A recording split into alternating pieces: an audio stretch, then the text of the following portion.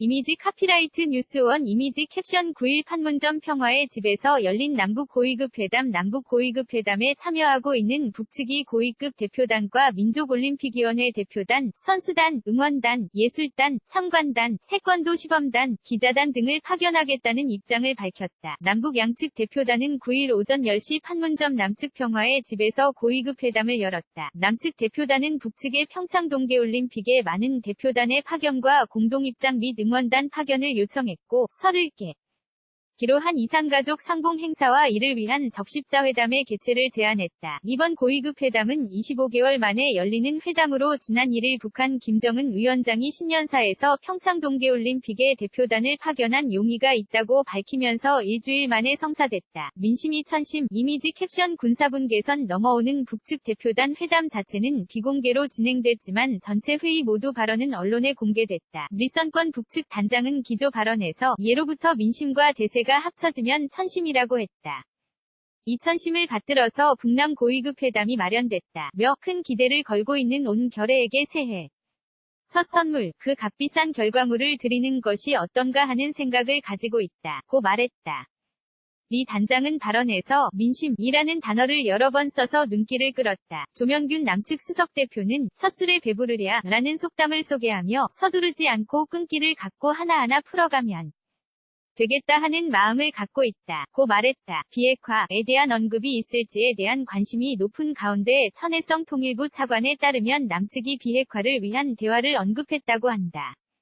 선 차관은 회담 대표로 고위급 회담에 참가하고 있다. 그는 조명균 남측 수석대표가 상호 존중의 토대 위에서 협력하면서 한반도에서 상호 긴장을 고조하는 행위를 중단해야 한다. 며 조속히 비핵화 등 평화 정착을 위한 대화를 재개할 필요가 있다. 고 말했다고 전했다. 선 차관은 또 우발 충돌 방지를 위한 군사당국 회담도 북측에 제의했다. 며 북측은 한반도 평화를 보장하고 화해와 단합을 도모하고 문제들을 대화와 협상을 통해 풀어나가자고 얘기했다. 고 말했다. 사상 최대 규모의 방문단, 이미지 캡션 지난 2005년 인천에서 개최된 제16회 아시아욕 상경기대회에 인천을 찾은 북한 응원단 과거 북한은 한국에서 열리는 국제대회에 북한이 선수단과 응원단을 보낸 적은 있지만 예술단이나 참관단, 태권도 시범단 등을 한 번에 다 보낸 적은 없다. 이에 따라 이번에 북한 대표단이 사상 최대 규모일지 이목이 쏠린다. 특히 참관단, 파견은 처음이고 남측은 확인 중이다.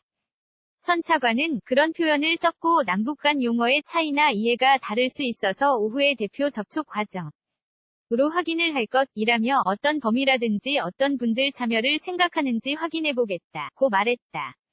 한편 이산가족 상봉에 대해 북측이 아직 반응을 나타내지는 않았지만 만약 남측 제안대로 이번 설에 성사된다면 2015년 10월 이후 2년 4개월 만이다. 공동 보도문에 어떤 내용 담길까? 이미지 캡션 2년 만에 열린 남북 고위급 회담 대표단은 오전 회의 후 오후 2시 30분부터 양측 수석대표를 제외한 대표 4명이 참석한 회의를 재개했다. 우리 측에서 천해성 통일부 차관과 노태강 문화체육관광부 2차관, 안문현 국무총리실 심의관, 김기홍 상 동계올림픽대회 및 동계패럴림픽대회 조직위원회 기획사무차장 등 4명이 참석했다. 북측에서는 전종수 조국평화통일위원회 조평통 부위원장, 원기루 체육성 부상, 황충성 조평통 부장, 리경식 민족올림픽조직위원회 위원 등 4명이 접촉을 진행했다. 선 차관에 따르면 관계 개선의 의지를 담은 공동보도문 초안을 교환했고 발표 여부에 대한 논의가 이뤄질 예정이다. 보도문에 어떤 내용이 담기냐에 따라 앞으로의 방향과 대응이 달라질 것으로 보인다.